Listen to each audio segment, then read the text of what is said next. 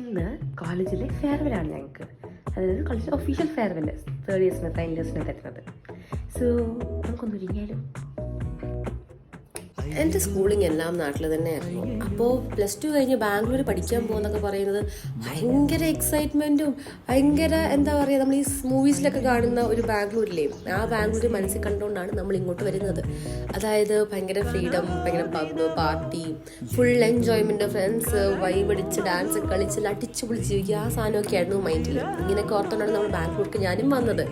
As usual എല്ലാവരും അങ്ങനെയൊക്കെ തന്നെ ആയിരിക്കും, ഒരു ബാംഗ്ലൂർ ഡേയ്സിലൊക്കെ ബാംഗ്ലൂർ ഉണ്ട് വന്ന പോലെ.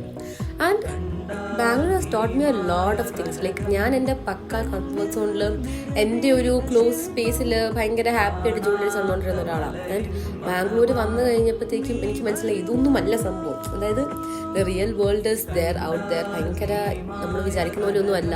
അതായത് ദ എക്സാക്ട് വേൾഡ് എന്താണെന്നുള്ളത് നമ്മുടെ കംഫർട്ട് സോണിൽ നിന്ന് മാറുമ്പോഴേ നമ്മൾ മനസ്സിലാകത്തുള്ളൂ.